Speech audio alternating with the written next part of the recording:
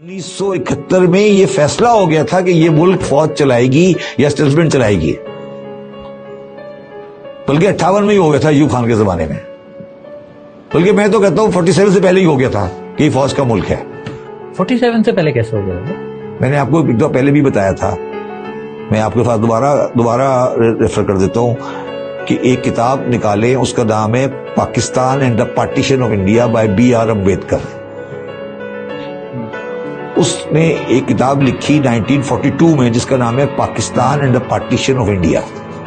اس نے لکھا کہ جو انڈین رائل آرمی ہے، اس کے اندر جو پنجابی پٹھان کی میجورٹی ہے، جو کمپوزیشن ہے، اور جو پنجابی پٹھان کا ریونیو آ رہا ہے، جتنا وہ کماتے ہیں، جتنا ان کا ریونیو ہے، ان کا صرف ایک ہی حل ہے کہ ان کو الگ ملک دے دیا جائے۔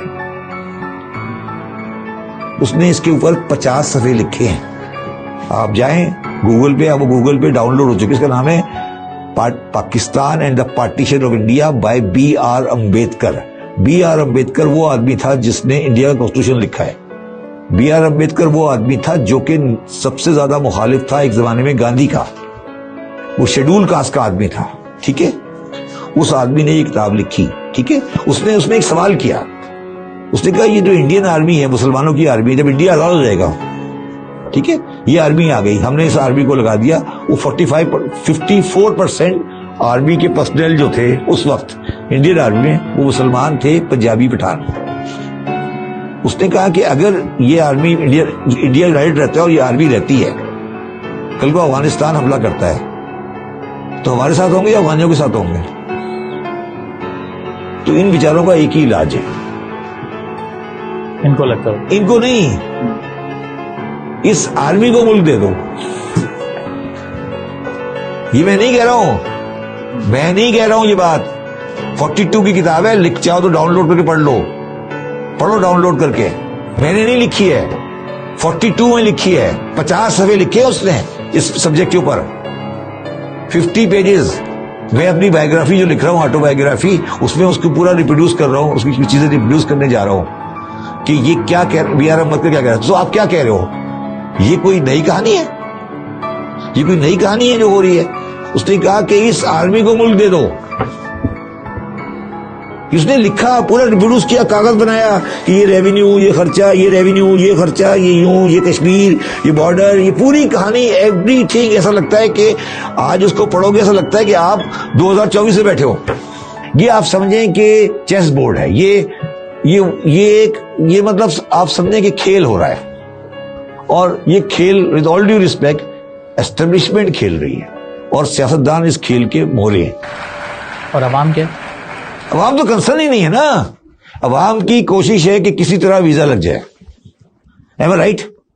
اے ایمان والو، اللہ کے لیے انصاف کی گواہی دینے کے لیے کھڑے ہو جایا کرو، اور لوگوں کی دشمنی تم کو اس بات پر آمادہ نہ کرے کہ انصاف چھوڑ دو، انصاف کیا کرو، کہ یہی پرہیزگاری کی بات ہے۔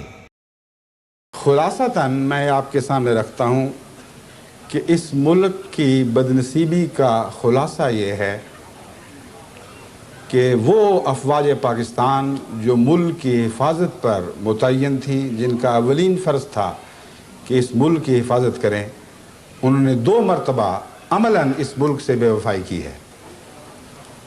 اول ٹیریٹوریل یعنی زمینی حفاظت میں اس وقت ناکام رہے جب آدھا ملک ان سے ٹوٹ کر الگ ہو گیا۔ کیوں الگ ہوا اس کی تفاصیل میں نہیں جانے چاہتا، لیکن پاکستانی فوج جس کے سپرد تھا کہ اپنے ملک کی ٹیریٹوریل حفاظت کریں، وہ بہرحال اس میں ناکام رہے۔ ملک کو یکجا رکھنے میں جو سیاستدانوں نے کردار ادا کیا، مثبت یا منفی، وہ ایک لمبی بحث ہے، لیکن افواج پاکستان جب اس ارینا میں، اس میدان میں داخل ہوئی ہیں تو وہ اپنے فرائض کو سر انجام دینے سے ناکام رہیں۔ اس وقت، اس کے بعد جو نفسیاتی لحاظ سے وہ احساس کمتری میں مبتلا ہوئے، ان کو شفا بخشنے کی کوشش میں جنرل ضیاء الحق صاحب نے ایک نیا فارمولہ پیش کیا، اور وہ فارمولہ یہ تھا کہ دراصل افواج پاکستان ملک کی نظریاتی حفاظت پر متعین ہے. گویا کہ زمین ہاتھ سے جاتی رہے تو کوئی پرواہ نہیں، لیکن ملک کے نظریے کی حفاظت ہمارا کام ہے. ملک کا نظریہ دو باتوں کے گرد گھومتا تھا، ایک اسلامی اخلاق اور اسلامی کردار، اور اسلامی انصاف، اسلامی مساوات. یہ ساری وہ باتیں ہیں جو قائد اعظم نے اپنے پاکستان کے تصور میں بار بار قوم کے سامنے رکھی تھی. اور دوسرا، قائد اعظم کا پاکستان تھا جس کی بنا خالصتاً قومی محبت پر تھی اور کسی مذہبی تفریق پر نہیں تھی. چنانچہ بدنصیبی سے آج یہ حال ہے کہ دینی لحاظ سے جو حال ہو چکا ہے وہ آپ نے دیکھ لیا ہے. اسلام کا اس ملک میں کیا بنا اور اس کی کیسے حفاظت کی گئی، یہ کھلی ہوئی دردناک اور شرمناک کہانی ہے. اور جہاں تک قائد اعظم کا تعلق ہے، قائد اعظم کے پاکستان کو افواج پاکستان کی سربراہی میں، جبکہ ضیاء الحق ان کے سربراہ تھے، تمام تر قائد اعظم کے دشمنوں کے سپرد کر دیا گیا. اور یہ ملک کلیتاً پاکستان کے دشمنوں نے ہائی جیک کر لیا اس وقت کے پاکستانی افواج کے سربراہ کی سرپرستی میں. تو دونوں جگہ ناکام رہے. ابھی وقت ہے، ابھی آخری بات نہیں ہوئی، ابھی وقت ہے کہ ان حالات کا ٹھنڈے دل سے تجزیہ کیا جائے. افواج پاکستان سے ہمیں دلی محبت ہے بطور پاکستانی کے، اور ہم جانتے ہیں کہ جوانان پاکستان واقعتاً ملک کے لیے ہر قربانی کے لیے تیار ہے. لیکن ان کے سربراہوں کو میں نصیحت کرتا ہوں کہ جو ظلم ماضی میں ہو چکے، جو بے وفائیاں تم سے سرزد ہوئیں مجبوراً طون یا کرہن، اب وقت ہے کہ ان کا ازالہ کرو. کیونکہ اب یہ بات عام سیاست کی حدود سے تجاوز کر چکی ہے. جب تک سیاستدان کو یہ معلوم نہ ہو کہ افواج پاکستان ان تمام خرابیوں کا ازالہ کرنے کا تہیہ کر چکی ہیں، اس وقت تک سیاستدان میں یہ جرأت ہی نہیں ہے کہ وہ کسی غلط فیصلے کو درست کر دے یا کسی ظلم کی اصلاح کرے اور اسے انصاف اور عدل میں تبدیل کر سکے. اس لیے جب تک یہ واقعہ نہ ہو کہ اوپر کی سطح پر سوچ صحت مند رستہ اختیار نہ کرے، جب تک یہ واقعہ نہ ہو کہ ٹھنڈے دل سے گزشتہ تاریخ کا جائزہ لے کر یہ معلوم کریں کہ کہاں سے چلے تھے، کہاں جا پہنچے ہیں، اس وقت تک اس ملک کی بقا کی کوئی ضمانت نہیں دی جا سکتی. حالات دن بدن بد سے بدتر ہوتے چلے جا رہے ہیں. اس لیے میں نہایت درد مند دل سے صرف پاکستان کی افواج کے سربراہوں ہی کو نہیں، ملک کے تمام سیاستدانوں کو جو حکومت سے تعلق رکھتے ہوں یا اپوزیشن سے تعلق رکھتے ہوں، یہ عاجزانہ درخواست کرتا ہوں، کوئی کی خدمت میں یہ عاجزانہ اپیل کرتا ہوں، یہ عاجزانہ درخواست کرتا ہوں کہ خدا کے واسطے سر جوڑ کر بیٹھو. جو لغزشیں ہو گئیں ان کو ماضی میں دفن کرو، اثر نو پاکستان کی تعمیر نو کا کام شروع کرو. اور یہ ممکن نہیں ہے جب تک اول تم قائد اعظم کے اس تصور میں پناہ نہ لو جس تصور کو قائد اعظم کے الفاظ میں بار بار آپ کے سامنے پیش کر چکا ہوں، اور اس سے بڑھ کر قرآن کی اس نصیحت میں پناہ نہ لو جو اس آیت کریمہ میں پیش کی گئی ہے جس کی میں نے پہلے تلاوت کی تھی، ان اللہ یامر بالعدل والاحسان وایتاء ذی القربی. اے مسلمانوں، خدا تمہیں عدل کی ہدایت دیتا ہے، عدل سے انحراف نہ کرنا. اگر عدل کرو گے تو احسان قائم رہے گا، اگر عدل نہیں کرو گے تو احسان قائم نہیں ہو سکتا. ہر وہ سوسائٹی جو عدل سے آ رہی ہے اس پر ناممکن ہے کہ احسان کا بالا خانہ تعمیر ہو سکے. پھر فرمایا احسان پر ہی نہ رکو، اس سے آگے قدم بڑھاؤ اور ایتاء ذی القربی کے عظیم الشان محل تعمیر کرو. خلق کو اس مقام تک پہنچا دو جس پر حضرت صلی اللہ علیہ وآلہ وسلم کا قدم تھا، جو مکارم الاخلاق پر فائز فرمائے گئے تھے. عدل پر بنا ڈالو، پھر احسان کی عمارت تعمیر کرو، پھر اس پر ایک اور عمارت ایتاء ذی القربی کی تعمیر کرو. اسی میں قوموں کی نجات ہے، اسی میں ان کی بقا ہے، اسی میں ان کی عظمتیں ہیں۔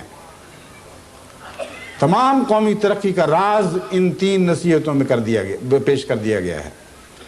پھر فرمایا اگر تم ایسا نہیں کرو گے تو مقابل پر جس خبیث زندگی کا تمہیں سامنا کرنا پڑے گا وہ یہ ہے کہ تمہارے ہاں فحشا پھیلیں گی، تمہارے ہاں منکر جنم لے گا اور گلیوں میں کھیلے گا، اور پھر بغاوت پیدا ہوگی، اور وہ بغاوت قوم کے مفاد سے بھی بغاوت ہوگی اور خدا کے احکامات سے بھی بغاوت ہوگی۔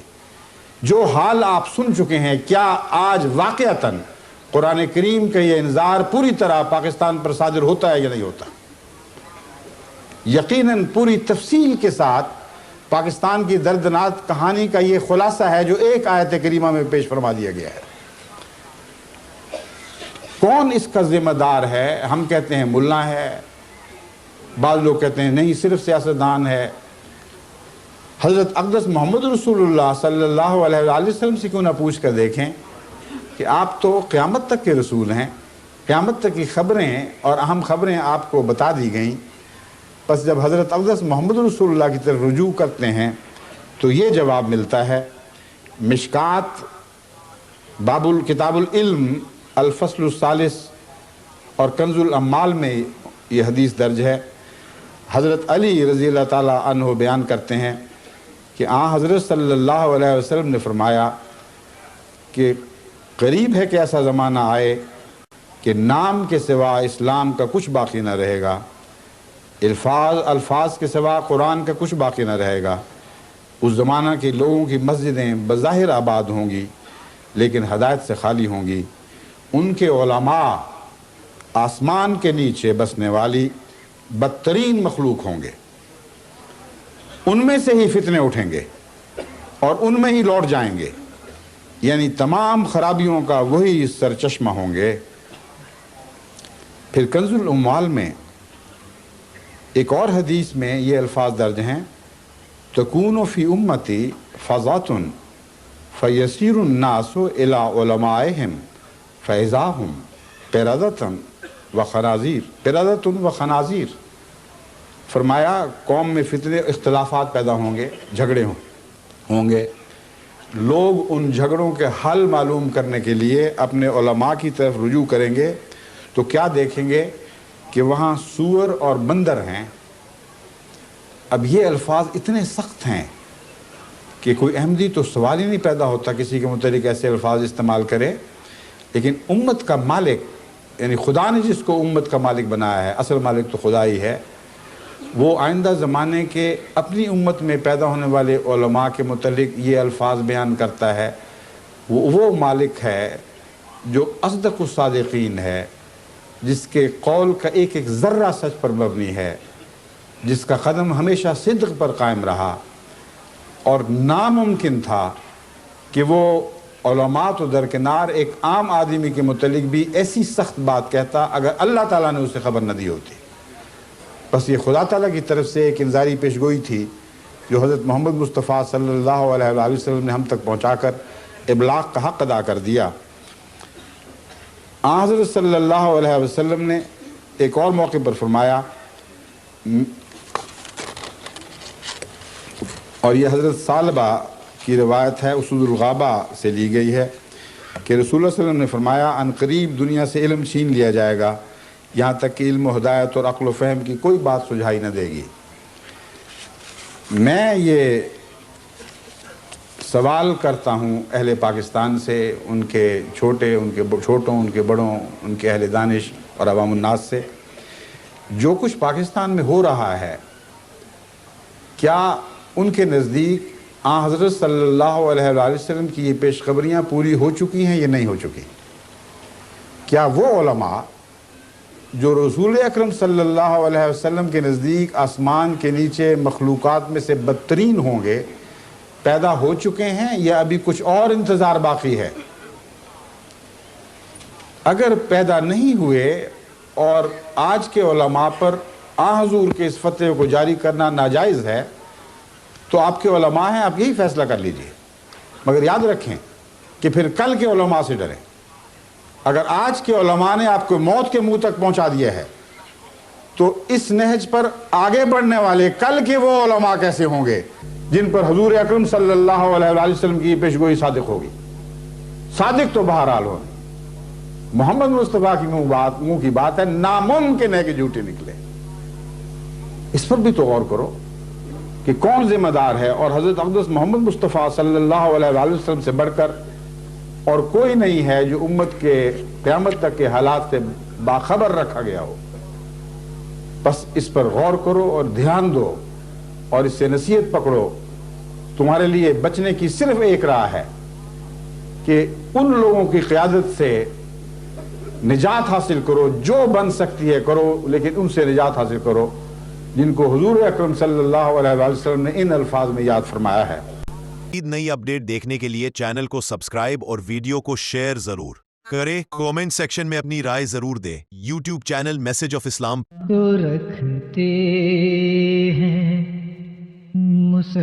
مسلمانوں کا دین، ہم تو رکھتے ہیں مسلمانوں کا دین، دل سے ہے خدا میں خاتم المرسلین۔